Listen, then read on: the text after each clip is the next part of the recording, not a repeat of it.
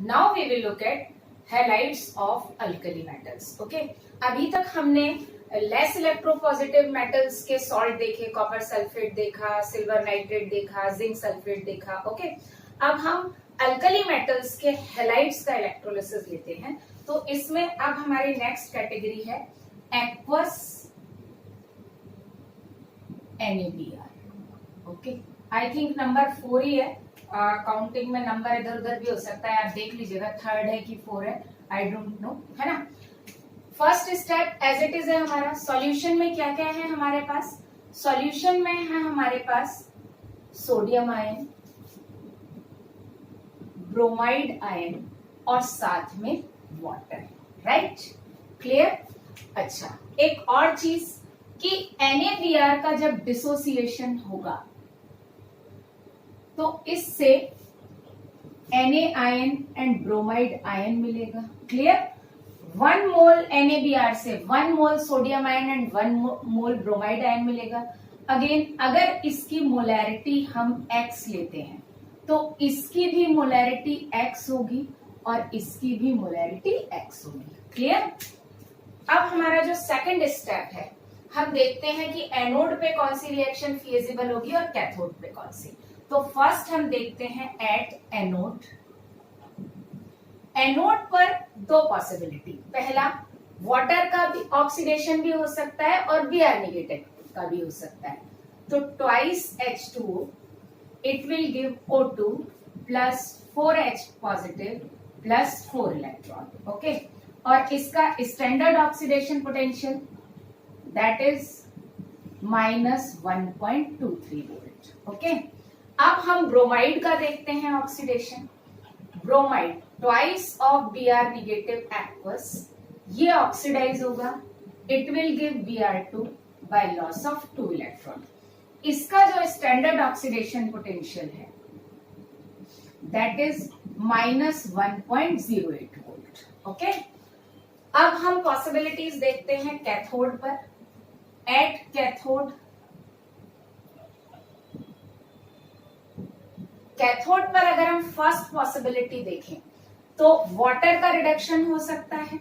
So twice of H2O by gaining 2 electron it converts to H2 and 2OH negative. इसका जो standard reduction potential है that is -0.83 volt. Okay, अब हम second possibility देखते हैं sodium का reduction. Twice of Na positive by taking 2 electron it converts twice Na solid. और यहां पर जो इसका स्टैंडर्ड रिडक्शन पोटेंशियल है ये है -2.71. तो ये तो हमने एनोड पर ऑक्सीडाइज होने वाली स्पीसीज के ऑक्सीडेशन पोटेंशियल, कैथोड पर रिड्यूस होने वाली स्पीसीज के रिडक्शन पोटेंशियल देख लिए. अब बारी आती है, अब हमको लिखना है प्रोडक्ट्स. ओके, सबसे पहले बात करते हैं एनोड पर. एनोड पर आप बताइए कौन सी रिएक्शन फिजिबल है. बट ऑब्वियसली Br नेगेटिव का ऑक्सीडेशन पोटेंशियल ज्यादा है तो Br नेगेटिव क्या हो जाएगा? ऑक्सीडाइज हो जाएगा. -1.08 इज ग्रेटर देन -1.23. तो एनोड पर जो हमको प्रोडक्ट मिलेगा वो क्या मिलेगा? Br2. राइट. कैथोड पर हम देखें तो कैथोड पर वाटर और सोडियम के बीच में फाइटिंग होगी, कंपटीशन होगा या रिडक्शन का हम कंपेयर करेंगे. तो वाटर का रिडक्शन पोटेंशियल ज्यादा है दैट इज 0.83. सोडियम का रिडक्शन पोटेंशियल तो बहुत कम है. तो कैथोड पर क्या रिलीज होगा? H2 रिलीज होगा. क्लियर. और यहां पर अगर हम मोलर रेशियो देखें तो यहां पर भी 2 इलेक्ट्रॉन है और यहां पर भी 2 इलेक्ट्रॉन है. इलेक्ट्रॉन सेम है. राइट, इलेक्ट्रॉन्स क्या है? सेम है. तो हम क्या लिख सकते हैं यहाँ पे? Moles of. अच्छा, एक चीज और, लेकिन यहाँ ब्रोमाइड आयन के मोल्स डबल हैं. राइट, तो हम क्या लिख सकते हैं? Moles of Br negative oxidised, है ना, oxidised is 2 into moles of Br2 produce. Br2 के मोल से जस्ट डबल है। जब Br2 का 1 मोल बनता है तो इसके 2 मोल्स रिड्यूस होते हैं, राइट। और हम Br2 और H2 के मोल का अगर रेशियो निकालें तो यहां पर हम क्या लिख सकते हैं, टैग खुल गया, देखते हैं, है ना। Moles of H2 equals two moles of Br2। जितने मोल्स H2 के रिलीज होंगे उतने ही मोल्स Br2 के रिलीज होंगे। अब जैसे हमने Br निगेटिव और Br2 के बीच में रिलेशन निकाला, हम H2 एंड OH के बीच का भी रिलेशन लिख लेते हैं। तो थर्ड जो हमारे काम में आने वाला है आगे क्या हो जाएगा, मोल्स ऑफ OH निगेटिव जितने बने फॉर्म्ड, शॉर्ट में लिख देती हूँ, equals to 2 into moles of H2 released. ठीक है, अगर नहीं भी दिख रहा है तो मैंने लिख दिया है, रिलीज लिखा है, ओके। तो OH हाइड्रोक्साइड आयंस के जो मोल्स हैं वो क्या होंगे, H2 के मोल्स से डबल है। जब इसका 1 मोल बन रहा है तो इसके 2 मोल्स बन रहे हैं, ओके। ये तो प्रोडक्ट हो गया। अब हम देखते हैं सॉल्यूशन में क्या क्या रह गया, राइट।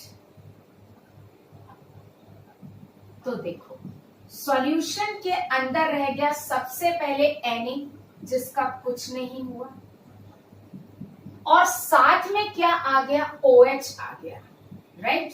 क्या आ गया, OH। इन दोनों के कॉम्बिनेशन से आप समझ ही गए होंगे क्या बना, क्या बन गया, NaOH, राइट। तो यहां पर हमको एज ए बाय प्रोडक्ट क्या मिल गया, NaOH। अभी तक जब हमने कॉपर और सिल्वर का देखा था, मींस कॉपर और सिल्वर का जहां हमने देखा था वहां पर क्या था, सॉल्यूशन कैसा हो रहा था, एसिडिक, और वहां बाय प्रोडक्ट एसिड आ रहा था। लेकिन यहां पर बाय प्रोडक्ट कैसा आ गया, बेस, ओके। तो हम क्या लिखेंगे, सॉल्यूशन कैसा हो जाएगा, therefore solution becomes alkaline, solution becomes alkaline, right। pH of solution increases, जो सॉल्यूशन का pH है वो क्या होगा, इंक्रीज होगा। डेफिनेट सी बात है क्योंकि अल्कालाइन मीडियम हो रहा है। अब बात आती है कि कितनी मोलैरिटी NaOH की होगी, ओके। तो ये हम देख लेते हैं। लेट मैं यहाँ लाइन खींच देती हूँ। अभी तक जो हमने AgNO3 या कॉपर सल्फेट के सॉल्यूशन में किया सेम हमको वहां पर करना है। लेट अगर हम NaBr की मोलैरिटी क्या लेते हैं, X, ओके, एंड 1 लीटर हम क्या लेते हैं, सॉल्यूशन लेते हैं। सॉल्यूशन का वॉल्यूम कितना लेते हैं, 1 लीटर। तो देखो मोल्स ऑफ Na पॉजिटिव भी हमारे पास X आएगा and moles of Br negative भी हमारे पास X आएगा। ये बात बिल्कुल क्लियर। अभी हमको कोई मतलब नहीं है यहाँ से, क्यों, क्योंकि ये रिएक्शन में पार्टिसिपेट ही नहीं कर रहा, ओके। ये एज इट इज रखना है ना। तो यहाँ से अगर रिलेट नहीं भी करना हो तो बिल्कुल मत करिए, ये रिएक्शन में पार्टिसिपेट नहीं कर रहा। लेकिन Br निगेटिव के मोल से हम क्या निकाल सकते हैं, OH के कितने मोल्स हैं हम ये निकाल सकते हैं, राइट। तो Br निगेटिव के मोल्स कितने हैं, X हैं। तो देखो हम क्या बोल सकते हैं, moles of Br2 is equal to half into moles of Br negative, right. यही है ना। तो हम यहाँ पर क्या लिख दें, मैं डायरेक्ट लिख देती हूँ, दैट इज X/2। क्लियर। हमारे पास Br2 के मोल्स आ गए, Br2 के मोल्स आ गए मतलब H2 के भी मोल्स आ गए, वो भी कितने हो गए, X/2, राइट। और अगर H2 के मोल्स आ गए तो आप लास्ट वाला रिलेशन देखिए, आपके पास OH के भी मोल्स आ गए। देयरफॉर यहां पर लिख देती हूँ इसी के नीचे, मोल्स ऑफ OH निगेटिव कितना आ गया, X, बिकॉज 2 इंटू X/2। तो अब आप देखो Na अगर X मोल है तो OH भी कितना आया, X मोल आया। अगर Na पॉजिटिव की मोलैरिटी X है तो OH की मोलैरिटी भी क्या हो गई, X हो गई। सो फाइनली हम क्या लिख सकते हैं, देयरफॉर मोल्स ऑफ NaOH वो भी X आ गए। वॉल्यूम हमने कितना लिया था, 1 लीटर। तो यहां पर जो NaOH की मोलैरिटी है फाइनली वो भी कितनी आ गई, X आ गई, ओके। क्लियर। तो सॉल्यूशन में NaOH रह जाएगा और कितना मोलर NaOH बनेगा, ये मैं सारी कंडीशन आपको तब बता रही हूँ when electrolysis is complete, means complete X molar Na positive ion क्या हो जाए, रिड्यूस हो जाए, या complete X molar Br negative ion क्या हो जाए, ऑक्सीडाइज हो जाए। अगर उसका 50% होता है तो मोलैरिटी उसकी भी 50% हो जाएगी। ओके, ये हम न्यूमेरिकल करेंगे इससे रिलेटेड, डोंट वरी। ओके, तो ये हो गया electrolysis of aqueous NaBr। Now our next example of electrolysis is aqueous NaCl। ये बहुत इंपॉर्टेंट है, बहुत ज्यादा इंपॉर्टेंट है। इसमें 2-3 चीजें हैं जो हमको कंसीडर करनी है, राइट, है ना। तो अब हम एग्जांपल लेते हैं एक्वस NaCl। अगेन सॉल्यूशन में हमारे पास आयन कौन से हैं, Na है एक्वस मीडियम में, Cl निगेटिव है एक्वस मीडियम में, और साथ में क्या है, वाटर। ठीक है, और ये हमको पता है कि NaCl की जो मोलैरिटी होगी उतनी ही मोलैरिटी Na पॉजिटिव और Cl निगेटिव की होगी। सपोज दैट इसकी मोलैरिटी X ले रहे हैं तो इसकी मोलैरिटी भी X होगी और इसकी मोलैरिटी भी X होगी। ये बिल्कुल NaBr के जैसा होगा, जो बचा हुआ है उसका हम जो सॉल्यूशन में जो आयंस बचे हैं उसकी अगर हम मोलैरिटी निकाले तो यहाँ से हो जाएगा। ये मैं एक्सप्लेन नहीं करूंगी क्योंकि NaBr में हम कर चुके हैं। अब हमारा जो फर्स्ट स्टेप है कि हम देखें एनोड पर क्या क्या पॉसिबल है। तो एनोड पर ऑक्सीडेशन पॉसिबल है किस किस का, फर्स्ट वाटर का, twice of H2O gives O2 plus 4H plus by loss of 4 electron, और इसका जो स्टैंडर्ड ऑक्सीडेशन पोटेंशियल है दैट इज -1.23 वोल्ट। ओके, अब हम सेकेंड पॉसिबिलिटी पर आते हैं, that is oxidation of chloride ion. Aqueous medium में ये ऑक्सीडाइज हो जाएगा, Cl2 गैस रिलीज हो जाएगी बाय लॉस ऑफ 2 इलेक्ट्रॉन, और इसका स्टैंडर्ड ऑक्सीडेशन पोटेंशियल है -1.36 वोल्ट। ओके, अब हम आते हैं पॉसिबिलिटीज एट कैथोड। कैथोड की पॉसिबिलिटीज लेते हैं। ठीक है, फर्स्ट क्या है हमारी पॉसिबिलिटी, हम देखें। फर्स्ट तो वाटर का रिडक्शन हो सकता है, so twice of H2O by taking 2 electron it converts to H2, H2 release हो जाएगा, twice of OH negative, and standard reduction potential यहाँ पर कितना हो गया, E0RP equals to -0.83 volt. Okay, next हम देखें जो पॉसिबिलिटी है दैट इज सोडियम का रिडक्शन हो सकता है, तो twice of Na positive from aqueous medium by taking 2 electron it converts to Na solid, ये 2 है यहाँ पर, और इसका जो स्टैंडर्ड रिडक्शन पोटेंशियल है ये कितना है, अभी हमने लिखा था -2.71 वोल्ट। ओके, अब यहां पर हम देखते हैं प्रोडक्ट। सबसे पहले हम बात करते हैं एट एनोड। बहुत ध्यान से सुनना, एनोड पर according to the standard oxidation potential क्या होना चाहिए, वाटर को क्या होना चाहिए, ऑक्सीडाइज होना चाहिए। क्यों, क्योंकि वाटर का ऑक्सीडेशन पोटेंशियल ज्यादा है। Okay, so according to thermodynamic principle जो स्टैंडर्ड ऑक्सीडेशन पोटेंशियल है, so according to thermodynamics since oxidation potential of water is greater so water should be oxidized। okay, तो मैं यहां लिख देती हूं according to thermodynamics of electrolysis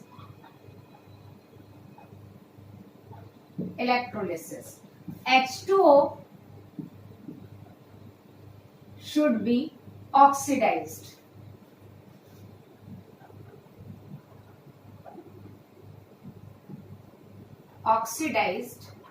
at anode since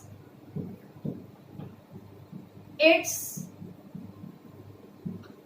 E naught OP is greater than that of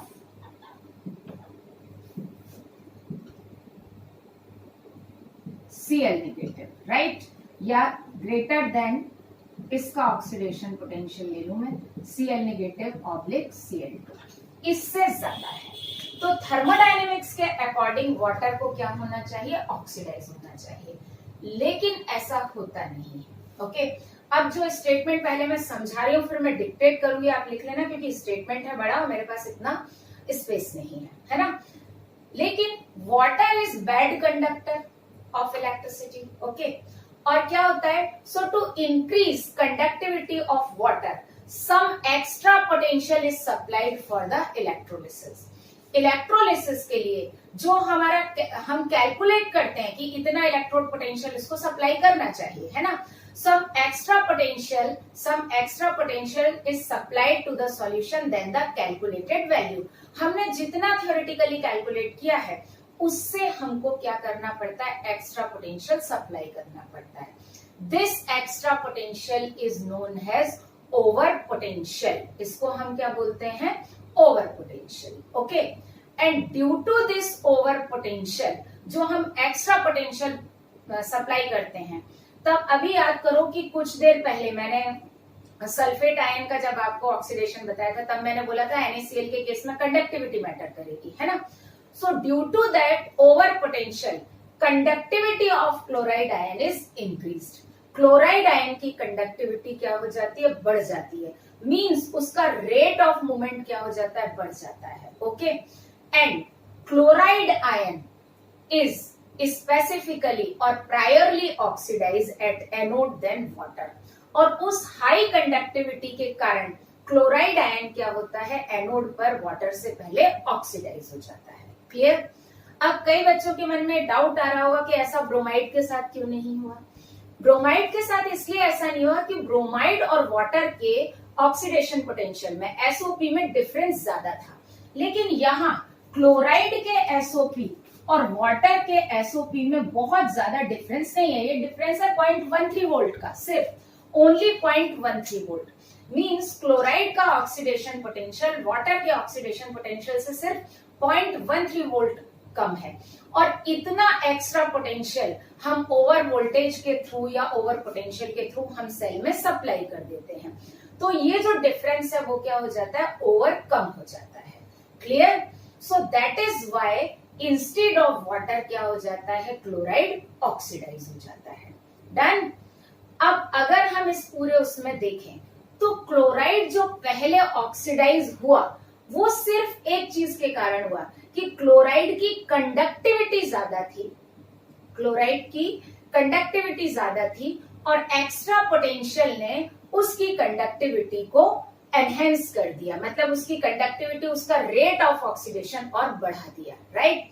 तो जब chloride निकलता है एनोड पर तो क्लोराइड होता है काइनेटिक प्रोडक्ट, क्यों, क्योंकि वो हाई रेट के कारण निकल रहा है, जबकि अगर वाटर ऑक्सीडाइज होता है तो वो है थर्मोडायनेमिक प्रोडक्ट। थर्मोडायनेमिक प्रोडक्ट मतलब जहां पर हमको डेल्टा जी मैक्सिमम नेगेटिव मिले, राइट, जो थर्मोडायनेमिक फंक्शन हमारे क्या हो, जो सुटेबल हो, ओके। तो थर्मोडायनेमिक प्रोडक्ट का मतलब होता है जो थर्मोडायनेमिक्स को फॉलो करता है। थर्मोडायनेमिक्स को फॉलो करना मतलब थर्मोडायनेमिक्स के अकॉर्डिंग जिसका ऑक्सीडेशन पोटेंशियल ज्यादा होगा वो ऑक्सीडाइज होगा, राइट। तो अगर वाटर का ऑक्सीडेशन होता है तो वो कैसा है, थर्मोडायनेमिक प्रोडक्ट। मैंने लिखा है ना थर्मोडायनेमिक्स ऑफ इलेक्ट्रोलिसिस, लेकिन instead of water chloride oxidise हो जाता है, राइट। क्या ऑक्सीडाइज हो जाता है, क्लोराइड। अब क्लोराइड जो होता है वो अपने रेट के कारण होता है, तो इसलिए क्लोरीन जब निकलता है, Cl2 जब निकलता है तो वो कैसा प्रोडक्ट होता है, काइनेटिक प्रोडक्ट होता है, ओके। तो अभी जो हमने ये पढ़ा इसको हम सिस्टमेटिकली लिख भी लेते हैं और दोबारा से समझ भी लेते हैं, ओके। तो सबसे इंपॉर्टेंट पॉइंट जो फर्स्ट नंबर पे हमको देखना है वो क्या देखना है, दैट इज कि for electrolysis of any electrolyte, for electrolysis of any electrolyte some extra potential is needed, then calculated value of potential required.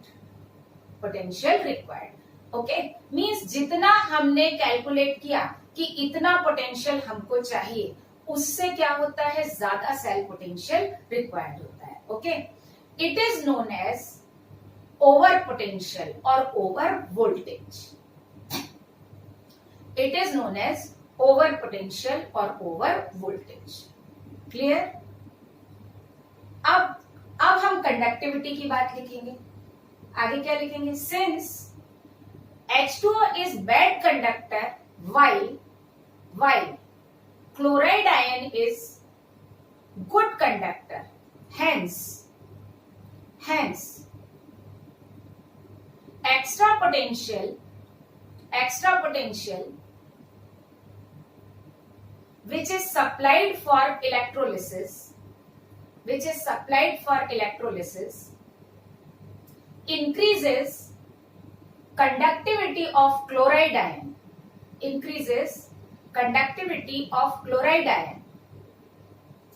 Hence chloride ion preferably oxidizes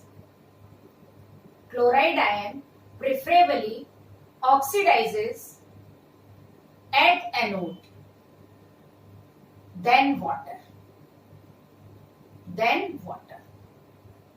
okay, तो ये हमने तीनों पॉइंट लिख लिए और इसका मेन रीजन क्या था? ओवर वोल्टेज, है ना. अब हम क्या लिखेंगे? क्योंकि ओवर वोल्टेज के कारण क्लोराइड आयन की क्या बढ़ती है? Conductivity. So we can say कि क्लोरीन Cl2 जब रिलीज होता है दैट इज काइनेटिक प्रोडक्ट, है ना. तो हम यहाँ पर इन शॉर्ट क्या लिख सकते हैं कि Cl2 is released at anode due to extra potential or over voltage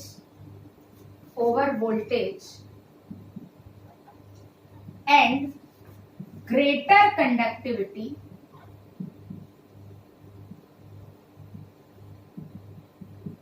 of chloride ion, of Cl negative ion. Okay, that is why Cl2 is kinetic product. हम क्या बोलते हैं? That is why Cl2 is kinetic product at anode. Okay, तो अगर O2 निकलेगा kinetic product at anode while O2 is thermodynamic product. O2 कैसा है? Thermodynamic product है. ओके, यहाँ पे छोटा जगह कम है इसलिए मैंने प्रोडक्ट का सिर्फ PROD लिखा है. ओके, तो Cl2 काइनेटिक प्रोडक्ट है while O2 कैसा है? थर्मोडायनेमिक प्रोडक्ट है. ये तो एनोड हो गया.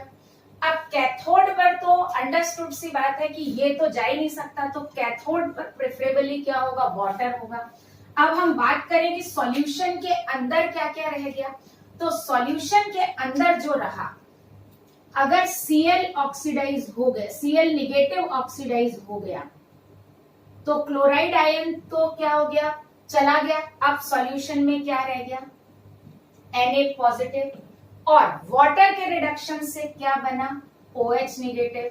और ये दोनों मिलके क्या बना लेंगे? NaOH. क्या बना लेंगे? NaOH. अब ये इसके आगे का पूरा कंसेप्ट एग्जैक्ट NaBr जैसा है. Means solution becomes alkaline, pH of solution increases. Clear? और जो मोलैरिटी हम NaCl की लेंगे वही मोलैरिटी हमको फाइनली NaOH की मिलेगी when complete Na positive ions are reduced. Okay, so it is specific example इसलिए लिया क्योंकि यहाँ ओवर वोल्टेज का कंसेप्ट आया. So it is electrolysis of aqueous NaCl. Now our next example is aqueous NaCl again, but यहाँ पर क्या है? यहाँ मैं एस्टेरिस्क लगा देती हूँ कि नंबर में भूल गई कौन सा है. aqueous NaCl अभी तक हम प्लेटिनम इलेक्ट्रोड लेके यूज कर रहे थे, ये हो जाएगा यूजिंग मर्क्यूरी इलेक्ट्रोड. ये हम क्लास 11th में पढ़ चुके हैं. NaOH के प्रिपरेशन में. So aqueous NaCl using what? Using mercury electrode. Okay. हमको Hg इलेक्ट्रोड यूज करना है. However, सॉल्यूशन में हमारे पास अभी भी क्या है? Na पॉजिटिव है, Cl नेगेटिव है और वाटर है ही. ओके. एट एनोड अगर हम देखें, फटाफट लिख लेते हैं. एट एनोड मैं प्रिफर्ड रिएक्शन लिख रही हूं. क्यों? क्योंकि ओवर वोल्टेज के कारण वाटर तो प्रेफर होगा नहीं, है ना. तो यहां पर चलिए मैं फटाफट लिख देती हूं. दोबारा से एक ही एक चीज लिखना पड़ रहा है मुझे. O2 4H plus and 4 electron. अब मैं स्टैंडर्ड ऑक्सीडेशन पोटेंशियल नहीं लिख रही हूं. सेकंड क्या होगा? Twice of Cl negative converts to Cl2 by loss of 2 electron. और इसका भी नहीं लिख रही हूं. यहां पर प्रेफर क्या होगा? नो डाउट Cl नेगेटिव का ही ऑक्सीडेशन होगा. काइनेटिक प्रोडक्ट है ना. ये कौन सा प्रोडक्ट है? काइनेटिक प्रोडक्ट है. ओके. अब हम बात करते हैं कैथोड पर की, है ना. एट कैथोड यहां पर अगेन दो पॉसिबिलिटीज. पहला, वाटर का रिडक्शन होगा. H2 plus twice of OH negative. Standard oxidation potential में नहीं लिख रही क्योंकि हर बार लिख चुकी हूं. -0.83 वोल्ट. और साथ में सोडियम का रिडक्शन पोटेंशियल, इसका रिडक्शन होगा. लेकिन ये होगा मर्क्यूरी इलेक्ट्रोड पर, राइट. तो यहां क्या बन जाएगा? NaHg बन जाएगा. मींस यहां क्या बन जाएगा? Sodium amalgam. It is sodium amalgam. Clear. अब यहां पर क्या होगा अगर हम प्रोडक्ट लिखें? सबसे पहले तो मैं एनोड ही लिख के कहानी खत्म कर देती हूं. एनोड पर क्या होगा? जल्दी बताइए. काइनेटिक प्रोडक्ट है तो Cl2 रिलीज होगा. Cl2 is released. बात करते हैं कैथोड पर. कैथोड पर थर्मोडायनेमिकली क्या होना चाहिए? H2 का रिडक्शन होना चाहिए. लेकिन नहीं, इस स्पेशल केस में सोडियम का रिडक्शन हो जाता है. Because sodium has tendency to form amalgam. ये हम कास्टर केलर सेल में पढ़ चुके हैं. तो ये रिएक्शन क्या हो जाती है? प्रेफर हो जाती है. और कैथोड पर हमको मिलता है सोडियम अमलगम. आप याद करना, क्लास 11th में मैंने एस ब्लॉक बनाया था. एक सेल था ऐसा, यहाँ पर इलेक्ट्रोड लगे थे और एक स्लोपिंग यहाँ पर मतलब स्लैंटिंग वो था जिसमें मर्क्यूरी भरा हुआ था. ये ब्राइन सॉल्यूशन ले लेते थे. एक्वस NaCl को हम ब्राइन बोलते हैं. तो यहाँ पर सोडियम डिपॉजिट हो जाता था, मर्क्यूरी के अंदर डिसॉल्व होकर अमलगम बनाता था. ये क्लास 11th में हमने पढ़ा हुआ है पूरा. तो यहाँ पर क्या बन जाएगा? सोडियम अमलगम बन जाएगा. So important point is that कि when we use mercury electrode तो वाटर का रिडक्शन नहीं होता. रिडक्शन किसका होता है? सोडियम का. हाउएवर हम आगे इसको NaOH में कैसे बनाते हैं ये हमने पढ़ा था कि मर्क्यूरी अमलगम को जब हम वाटर में क्या करते हैं? डिसॉल्व करते हैं. तो यहाँ पर क्या बन जाता है? NaOH बन जाता है. प्लस मर्क्यूरी लिक्विड अलग हो जाता है और प्लस हाफ H2 रिलीज हो जाता है. ये कास्टर केलनर सेल की नेक्स्ट रिएक्शन थी, है ना, जो हमको NaOH बनाने के काम में आती है. ओके. लेकिन यहाँ पर फाइनली जो प्रोडक्ट पूछा जाएगा ये सेल के बाहर हो रहा है. ये सेल के अंदर नहीं हो रहा. ये हम अमलगम को बाहर निकाल के वाटर में डिसॉल्व कर रहे हैं. तो ये सेल के अंदर नहीं हो रहा. तो यूजिंग मर्क्यूरी इलेक्ट्रोड हमारा कैथोड पर प्रोडक्ट रिडक्शन किसका हो रहा है? सोडियम का. और एनोड पर ऑक्सीडेशन किसका हो रहा है? Cl2 का हो रहा है. Okay. So it is electrolysis of aqueous NaCl using Pt electrode as well as using mercury electrode. Okay. Now we will look at last part of electrolysis, that is attackable electrolysis. अभी तक हमने जितने भी electrolysis किए उसमें हमने generally platinum electrode use किया. एक एक्वस NaCl के इलेक्ट्रोलिसिस में हमने मर्करी इलेक्ट्रोड यूज किया था. अब हम जो इलेक्ट्रोलिसिस करेंगे उसमें हम इलेक्ट्रोलाइट के कैटायन का ही मेटल इलेक्ट्रोड यूज करेंगे. फॉर एग्जाम्पल, जैसे अगर हमको एक्वस CuSO4 का इलेक्ट्रोलिसिस करना है, ओके, तो इसमें इलेक्ट्रोड हम किसका लेंगे? कॉपर का लेंगे, राइट. जैसे हमने एक्वस AgNO3 का एग्जाम्पल लिया था, तो एक्वस AgNO3 का इलेक्ट्रोलिसिस करेंगे यूजिंग सिल्वर इलेक्ट्रोड। ओके, इसी तरह से अगर हमको एक्वस ZnSO4 का करना है तो यूजिंग जिंक इलेक्ट्रोड, है ना, क्लियर।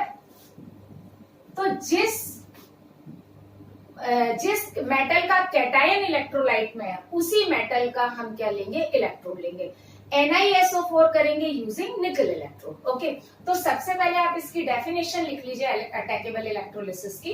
लिखिए, it is electrolysis of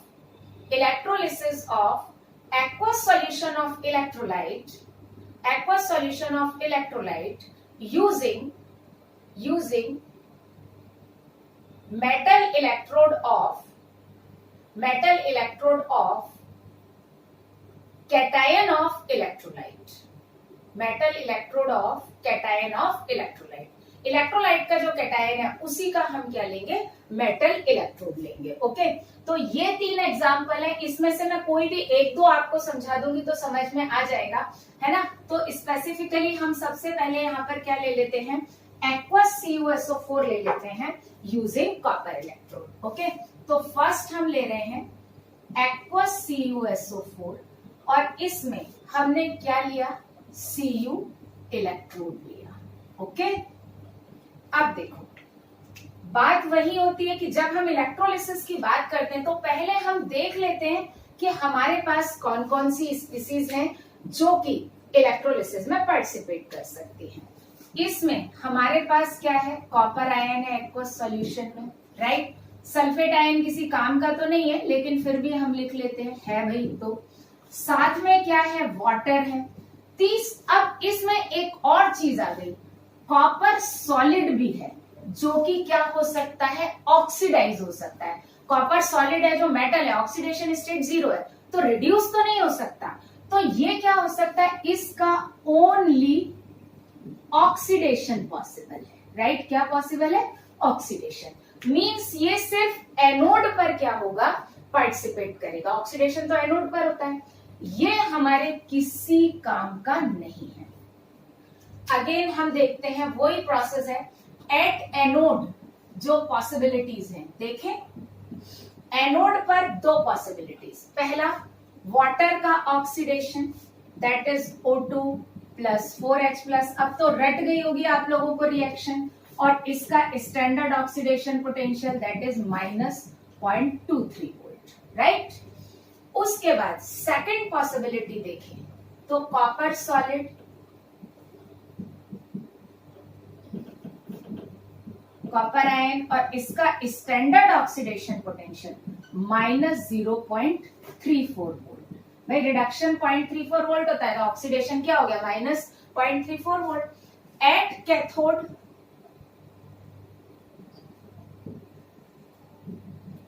first possibility water का reduction H2 plus twice of OH, इसका स्टैंडर्ड रिडक्शन पोटेंशियल कितना, -0.83 वोल्ट। ओके, और सेकेंड रिडक्शन किसका पॉसिबल है, कॉपर आयन जो सॉल्यूशन में प्रेजेंट है, बाय टेकिंग 2 इलेक्ट्रॉन कॉपर क्या होगा, डिपॉजिट होगा, और इसका स्टैंडर्ड रिडक्शन पोटेंशियल है 0.34 वोल्ट। ओके, तो सबसे पहले अगर हम एनोड पर देखें तो किसका ऑक्सीडेशन पोटेंशियल ज्यादा है, डेफिनेटली कॉपर का ज्यादा है। तो यहाँ कॉपर इलेक्ट्रोड का क्या होगा, ऑक्सीडेशन होगा, और रिडक्शन भी किसका होगा, कॉपर आयन का होगा। मींस इस केस में कॉपर इलेक्ट्रोड से, मैं यहाँ पर एक काम करती हूँ, आपको एक रफ डायग्राम बना के बताती हूँ कि होता कैसे है। इसमें हम क्या करते हैं कि एक हमने टैंक लिया, इलेक्ट्रोलाइटिक टैंक, उसमें हमने कॉपर का ही इलेक्ट्रोड यूज कर लिया। ये कॉपर के इलेक्ट्रोड हैं 2। ओके, आपको बनाना हो तो बना लीजिए। यहाँ हम बैटरी कनेक्ट कर देते हैं, ये एनोड हो गया, पॉजिटिव हो गया। बीच में ये भी कॉपर का ही कैथोड है, और बीच में हम भर देते हैं एक्वस CuSO4, राइट। एक्वस क्या भर देते हैं, CuSO4 भर देते हैं। अब ये एनोड है जो पॉजिटिव टर्मिनल से कनेक्टेड है, और ये कैथोड है जो नेगेटिव से। एनोड पर कॉपर का क्या होगा, ऑक्सीडेशन। जब एनोड पर कॉपर का सॉलिड का ऑक्सीडेशन होगा तो ये मेटल इलेक्ट्रोड क्या होने लगेगा, डिसॉल्व होने लगेगा, राइट। तो ये कॉपर इलेक्ट्रोड धीमे धीमे क्या होता जाएगा, डिसॉल्व होता जाएगा, और यहां से कॉपर आयन कहां पास होते जाएंगे, सॉल्यूशन में पास होते जाएंगे, राइट। ये सॉल्यूशन में पास होते जाएंगे। दूसरी जगह कैथोड पर कॉपर डिपॉजिट होता जाएगा, तो यही कॉपर आयन यहां जाके इसके ऊपर क्या होते जाएंगे, डिपॉजिट होते जाएंगे, राइट। तो इस तरीके से ये अटैकेबल इलेक्ट्रोलिसिस का प्रोसेस है कि एनोड बाय द टाइम क्या होता जाता है, डिसॉल्व होता जाता है, anode by the time dissolve होता जाता है और कैथोड का मास इंक्रीज होता जाता है। Okay, so in attackable electrolysis anode by the time dissolves, ठीक है, and mass of cathode increases. इसमें कॉपर का ही रिडक्शन होगा और कॉपर का ही ऑक्सीडेशन होगा। ओके, अब बेसिकली ये क्वेश्चन आता है कि अगर हमको इसी का ऑक्सीडेशन और इसी का रिडक्शन करना है तो ये यूज कहाँ होता है। अटैकेबल इलेक्ट्रोलिसिस के 2-3 बहुत इंपॉर्टेंट यूज हैं, तो ये यहाँ पर अपन देख लेते हैं यूजेस। सबसे पहला, कुछ मेटल है जैसे कॉपर की इलेक्ट्रोलिटिक रिफाइनिंग के लिए यूज होता है, तो पहले तो ये किसके लिए यूज होता है, इलेक्ट्रोलिटिक रिफाइनिंग के लिए। ओके, अब कैसे होगा मैं समझा देती हूँ, आप वीडियो पॉज करके पूरा लिख लेना। उसमें हम क्या करते हैं, इम्प्योर कॉपर का एनोड लेते हैं। क्या लेते हैं, इम्प्योर मेटल। मैं कॉपर ले रही हूं, अगर हम जिंक होंगे तो इम्प्योर जिंक का एनोड हो जाएगा। ओके, तो इसमें क्या होगा, एनोड हम किसका लेंगे, इम्प्योर कॉपर का एनोड लेंगे। ओके, और कैथोड हम इतना मोटा नहीं लेंगे, हम कॉपर की एक फाइन स्ट्रिप, बहुत पतली सी स्ट्रिप जो है एज ए कैथोड यूज करेंगे। क्यों, क्योंकि कॉपर तो उसके ऊपर क्या होगा, डिपॉजिट होता जाएगा, है ना। तो यहां पर एज ए कैथोड हम क्या लेंगे, strip of copper, strip of copper. अब क्या होगा, एज द रिएक्शन प्रोसीड, यहां से कॉपर आयन क्या होता जाएगा, यहां पर निकल के डिपॉजिट होता जाएगा, और इसमें जो इम्प्यूरिटीज हैं वो क्या होती जाएंगी, यहां नीचे कलेक्ट होती जाएंगी। ओके, जिसको हम बोलते हैं एनोड मड। क्या बोलते हैं, एनोड मड। मैं अच्छे से लिख देती हूँ, एनोड मड इसलिए बोला क्योंकि ये एनोड के नीचे कलेक्ट होता है, राइट। तो एनोड के नीचे, इसमें क्योंकि ये इम्प्योर कॉपर था ना, तो इसकी सारी इम्प्यूरिटीज यहाँ नीचे कलेक्ट हो जाएंगी, उसको हम बोलेंगे एनोड मड। और ये जो डिपॉजिट हो रहा है, जो ब्लू ब्लू से डिपॉजिट हो रहा है, ये कैसा है, प्योर कॉपर है, राइट। तो ये इलेक्ट्रोलिटिक रिफाइनिंग के काम में आ गया। अब एक इंपॉर्टेंट चीज बहुत ध्यान रखना कि ये इम्प्योर कॉपर है ना। इम्प्योर कॉपर में कोई जरूरी तो नहीं है कि एक ही टाइप की इम्प्यूरिटीज हो, right.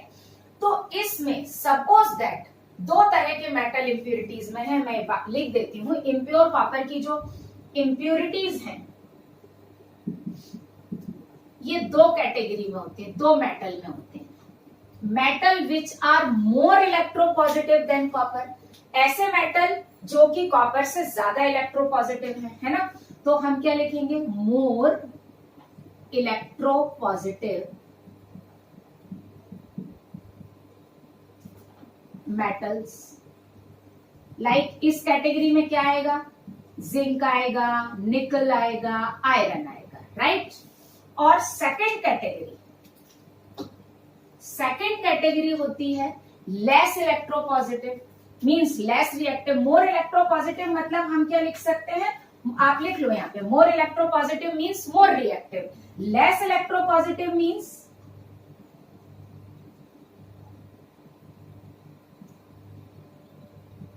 positive means less electropositive metals means less reactive metal। कौन से हैं, लेस रिएक्टिव मेटल। इस कैटेगरी में जनरली इसमें सिल्वर एंड गोल्ड मिलता है, एजी मिलता है एंड गोल्ड मिलता है। Okay, clear. तो इम्प्यूरिटीज 2 तरह की होती हैं। अब ये सारी इम्प्यूरिटीज एनोड मड नहीं बनाती हैं, कुछ इम्प्यूरिटीज यहां पर मैं डॉट बना देती हूँ, सॉल्यूशन में रह जाती हैं, और कुछ इम्प्यूरिटीज एनोड मड बनाती है। क्वेश्चन आता है कौन सी, एनोड मड बनाती है लेस रिएक्टिव, है ना। तो एनोड मड में कौन सी आएंगी, Ag एंड Au, और जो मैंने डॉट बनाए हैं ये कौन सी जाएंगी, मोर रिएक्टिव। मोर रिएक्टिव में कौन सा, जिंक आयन जाएगा, फेरस आयन जाएगा, एनआई डाई पॉजिटिव आयन जाएगा। जो सॉल्यूशन में रहेगा वो आयनिक फॉर्म में रहेगा, राइट। किस में रहेगा, आयनिक फॉर्म। देखो मोर इलेक्ट्रोपॉजिटिव है ना, राइट। मोर इलेक्ट्रोपॉजिटिव है मतलब अगर कॉपर ऑक्सीडाइज हो रहा है तो ये भी ऑक्सीडाइज हो जाएगा, राइट। ये भी क्या हो जाएगा, ऑक्सीडाइज हो जाएगा, डन। ओके, क्यों, क्योंकि इसका ऑक्सीडेशन पोटेंशियल ज्यादा है ना। तो जो मोर इलेक्ट्रोपॉजिटिव इंप्यूरिटीज है वो एनोड मड नहीं बनाती, वो सॉल्यूशन में रह जाती है। आप लिख लो, मोर इलेक्ट्रोपॉजिटिव मेटल्स और impurities of more reactive metals, impurities of more reactive metals remain in solution in form of ions. वो आयन के फॉर्म में सॉल्यूशन में रह जाती है, okay. And impurities of less reactive metals form anode mud, okay, clear. तो ये हो गया इलेक्ट्रोलिटिक रिफाइनिंग का प्रोसेस भी हो गया, और उसमें एनोड मड क्या होता है ये भी हो गया। और इम्प्यूरिटी के दो टाइप है, किसी भी मेटल का करें, मोर इलेक्ट्रोपॉजिटिव सॉल्यूशन में रहेगा और लेस इलेक्ट्रोपॉजिटिव क्या बनाएगा, एनोड मड बनाएगा, ओके। ये फर्स्ट एप्लीकेशन हो गया। अब इसी का मैं सेकंड एप्लीकेशन बता देती हूँ, इसी को यहीं रब कर देती हूँ। That second application is electroplating, ठीक है। सेकंड एप्लीकेशन इज इलेक्ट्रोप्लेटिंग, आप लिखिए। इलेक्ट्रोप्लेटिंग में क्या होता है, अगेन मैं एक टैंक बनाऊंगी, है ना। अब सपोज दैट हमको क्या करना है, ये एक कंटेनर है सेम वैसा ही, और यहां पर हमको जिस ऑब्जेक्ट के ऊपर प्लेटिंग करनी है कॉपर की, सपोज दैट ये एक आर्टिकल है और जिसके ऊपर हमको क्या करना है, कॉपर की प्लेटिंग करनी है। किसी भी शेप का बना लो, एक मैं ये मान लो कि एक ऐसा आर्टिकल है, कोई मूर्ति है, आइडल है, लाइक दैट, व्हाटएवर, जो भी हो, है ना। और यहां पर हम क्या करेंगे, कॉपर का रॉड, अब यहां पर हम कॉपर का रॉड ले लेंगे, और ये हो गया एनोड और ये हो गया कैथोड। ये ऑब्जेक्ट है जिस पर हमको प्लेटिंग करनी है, वो कैथोड बनेगा और कॉपर रॉड एनोड बनेगी। तो ये ऑब्जेक्ट हो गया, और यहां पर हम फिल कर देंगे इसे, कंप्लीटली हम डिप कर देंगे कॉपर सल्फेट के सॉल्यूशन में, राइट। अगेन वही प्रोसेस होगा। ये किसका सॉल्यूशन है, कॉपर सल्फेट। पिछले एग्जांपल में अगर मैंने नहीं लिखा था तो आप कॉपर सल्फेट ले लीजिए, क्योंकि हम एग्जांपल ही वो कर रहे हैं। अगेन वही होगा, एनोड में कॉपर का ऑक्सीडेशन होगा तो कॉपर क्या हो जाएगा, डिसॉल्व हो जाएगा, और यहां से कॉपर आयन पास होगा, राइट। और इसके ऊपर कॉपर आयन क्या होगा, डिपॉजिट होता जाएगा, राइट। तो इसके पूरे सरफेस पर कॉपर की क्या हो जाएगी, प्लेटिंग हो जाएगी। ये कॉपर आयन सॉल्यूशन से यहां जाके क्या हो रहा है, डिपॉजिट हो रहा है, ओके। तो इन दिस वे क्या हो जाता है कि इलेक्ट्रोप्लेटिंग में यूज होता है। तो सेकंड यूज क्या हो गया, दैट इज इलेक्ट्रोप्लेटिंग। तो first use is electrolytic refining and second use is electroplating. ये अटैकेबल इलेक्ट्रोलिसिस के यूज है। अब एक इंपॉर्टेंट चीज, ड्यूरिंग अटैकेबल इलेक्ट्रोलिसिस जितना कॉपर आयन यहां बन रहा है उतना ही कॉपर आयन क्या हो रहा है, रिड्यूस हो रहा है। तो जो एक्टिव मेटल आयन है जो रेडॉक्स रिएक्शन में पार्टिसिपेट कर रहा है, मींस यहां अगर हम लें तो कॉपर आयन का कंसंट्रेशन कैसा रहता है, कांस्टेंट, राइट। अगर 1 मोल रिड्यूस होगा तो 1 मोल प्रोड्यूस होगा। तो मोलैरिटी ऑफ कॉपर आयन कैसा रहेगा, कांस्टेंट रहेगा, उसमें कोई भी चेंज नहीं होगा, क्लियर। और सॉल्यूशन में सल्फेट में कोई चेंज नहीं होगा, राइट। वाटर में कोई चेंज नहीं होगा, कॉपर आयन में भी कोई चेंज नहीं होगा। सिर्फ किसके मास में चेंज आएगा, mass of anode decreases and mass of cathode decreases and rest of ionic concentration remains as it is. आप ये स्टेटमेंट लिख लीजिए, during attackable electrolysis mass of anode decreases and mass of cathode increases. Mass of cathode increases and concentration of other ions and metal ion, for example copper ion, है ना, remains constant. So it is attackable electrolysis. तो attackable electrolysis को हम conclude करते हैं. अब आपको आ गया होगा समझ में कि अगर हम एक्वस AgNO3 का इलेक्ट्रोलिसिस करें using Ag electrode, in short हम लिख लेते हैं, बस मैं लास्ट एग्जांपल बता रही हूं. तो यहां पर क्या होगा आप बताओ, सिल्वर का ही ऑक्सीडेशन होगा और सिल्वर का ही रिडक्शन. तो एनोड पर क्या होगा, Ag सॉलिड का ऑक्सीडेशन होगा, राइट. और कैथोड पर क्या होगा, Ag एक्वस जो सॉल्यूशन में है उसका क्या होगा, रिडक्शन होगा, राइट, है ना. एनोड का मास डिक्रीज होगा, कैथोड पर मास डिपॉजिट होगा. और किसी ऑब्जेक्ट पर अगर हमको सिल्वर की प्लेटिंग करनी है तो हम क्या करेंगे, सिल्वर उस ऑब्जेक्ट का कैथोड बनाएंगे और प्योर सिल्वर की रॉड का हम क्या बनाएंगे, एनोड. और सिल्वर आयन का कंसंट्रेशन सॉल्यूशन में कैसा रहेगा, कांस्टेंट रहेगा. तो आप इस पूरे एग्जांपल को कॉपर सल्फेट वाले से भी जोड़कर देख सकते हो. जहां जहां कॉपर यूज किया है वहां सिल्वर हो जाएगा. ओके, सेम केस हम जिंक SO4 पर भी लगा सकते हैं. तो ZnSO4 यूजिंग जिंक इलेक्ट्रोड, तो जिंक का ही ऑक्सीडेशन होगा और जिंक का ही रिडक्शन होगा. So these were complete examples of electrolysis. Okay.